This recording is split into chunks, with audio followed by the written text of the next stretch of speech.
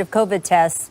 Their facility is closed right now. Welcome back to The Jump. We are 4 days away from the start of the preseason. Sixers coach Doc Rivers, guys, still getting questions about his old team. The Clippers' playoff collapse, still a matter of conversation. Last week on the All the Smoke podcast, Paul George was critical of his now former coach, Doc Rivers, and how he used Paul in the offense. So during a Sixers media availability this weekend, Doc responded, quote, "Hey, listen, I enjoyed coaching him. So not a lot to say there. Ty Lue was sitting right next to me, so he better hope it's not adjustments. It's not going to be much different. Listen, we lost the game, and I think everybody needs to take ownership. Obviously, we can always do better. Players can play better. So as far as I'm concerned, I'll leave it there." Coach to coach, my friend.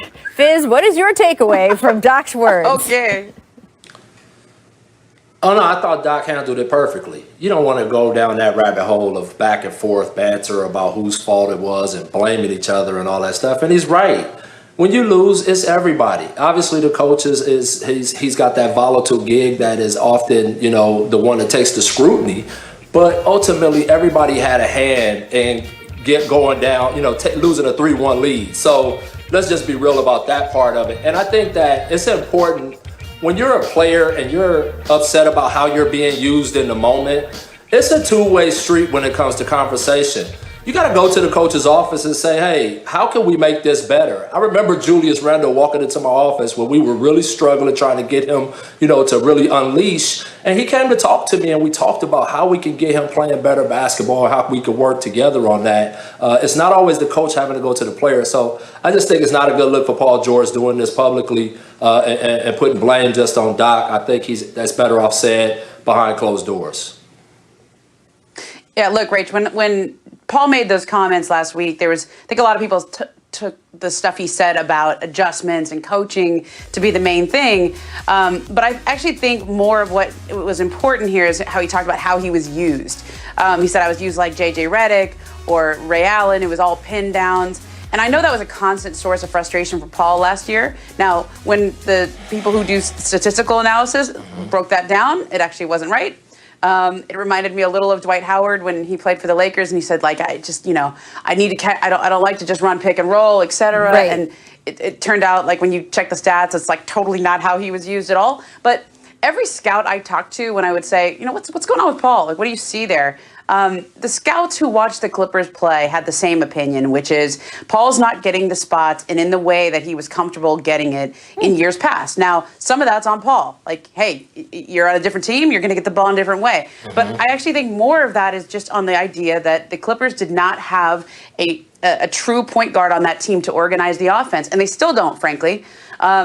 And, a lot of that fell on Kawhi Leonard. A lot of that fell on just the system they were running. But they're going to have to figure that out because Paul's not comfortable in the offense that they were running last year and in the ways he was being used. And whether the statistics bear that out or not, I trust the scouts who watch them play and say, get your guy comfortable. And I think for Paul, like, if he had it to do over again, probably wouldn't have taken a shot at Doc because you don't want to take shots when the enduring image of you is hitting the side of the backboard. Yep. Yeah, and I piggyback that, Ramona. You need a guard or a player on the floor that understands game flow and when a guy's not engaged in the game and what he needs. And they don't have that right now. That's what makes LeBron so great is because he knows the flow of the game. I don't know how many times he came to the bench and said, hey, we got to get D-Wade a layup. We got to get Chris Bosh an open shot. We got to get Ray Allen a shot. He understood that as a player, so it never fell all on Spo to figure out how to get a guy going. They collectively did it, and he was the catalyst of that. And I don't know if they have that working for their team right now. And for PG, man, I would say stay quiet, grind, do your job. You got some baggage from other teams. Right now, Doc's a guy that's a championship coach. I would stay totally away from that kind of stuff. Yeah, absolutely. All right, I want to move on to another former Clipper, Montrezl Harrell, the sixth man of the year, has around the country. And they're not starting from a great place. When teams started COVID testing to prepare for training camps, nearly 9% of players tested positive, a number that would be catastrophic if it continued throughout the season. So how do officials make sure it doesn't? Well, this weekend, the league dropped a 158-page memo detailing the new rules. That was an expansion on the 138-page memo they dropped last weekend.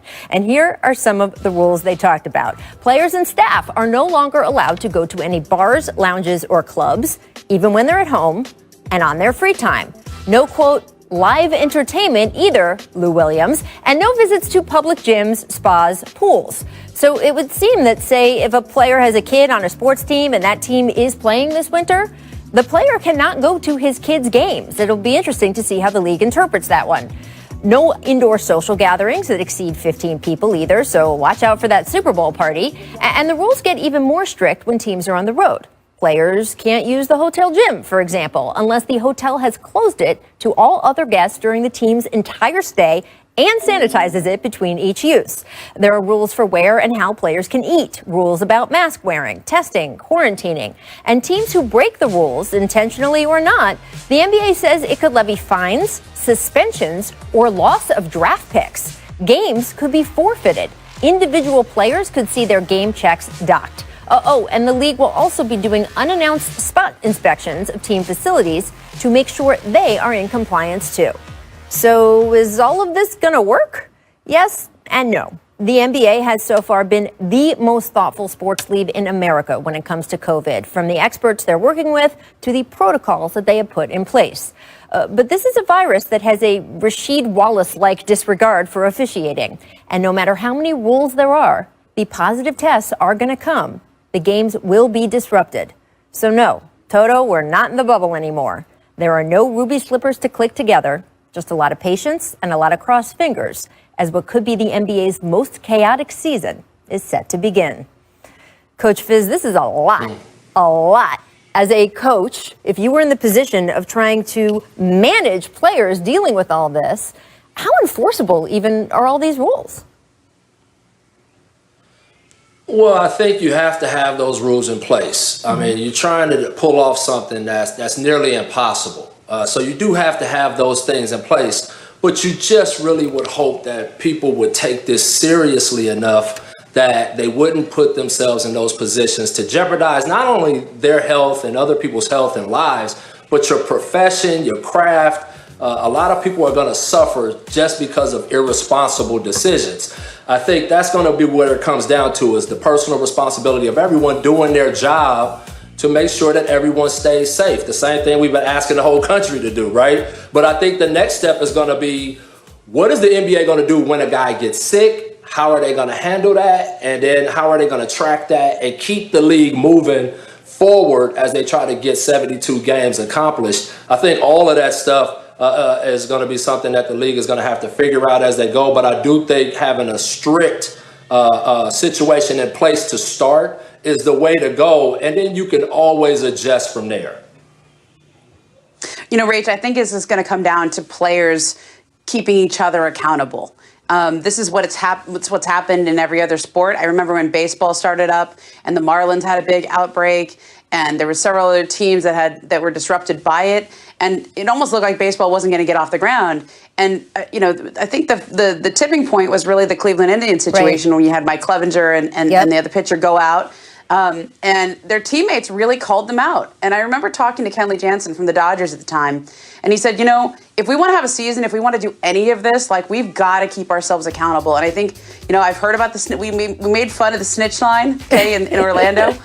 It wasn't as necessary in Orlando, but it is very necessary going forward, right? That snitch line is going to be really important, and it's got to be coming from within, because if the league has to crack down on teams, if the league has to make an example of somebody, kind of like they did with Lou Williams, I thought in the bubble they made an example of him.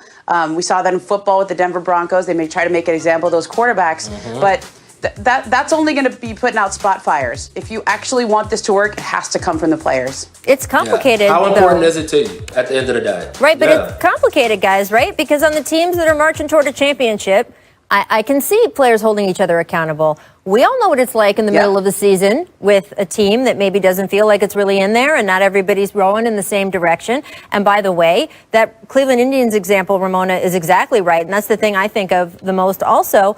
But it is different in baseball, where you have a whole rotation of pitchers, and even some of the most important players can't necessarily be replaced, but aren't as vital every day.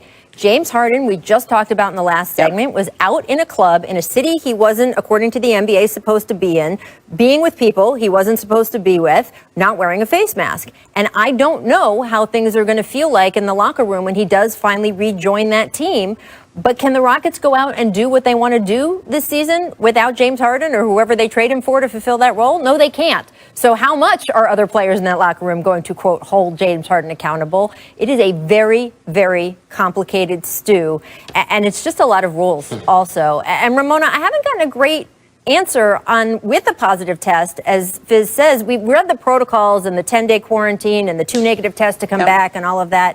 But what have you heard about how the schedule is going to change? Because if someone comes with a positive test on a Monday, even if he is isolated immediately, what are they going to do about the team that he played on Saturday night or Sunday afternoon, and the 2 teams that team is supposed to play the following next day or the day after that when they try to get 3 or 4 games a week? Yeah, I mean, that's going to be the big question going forward, because, you know, in the NFL, you can isolate close contacts and you have all week to do it.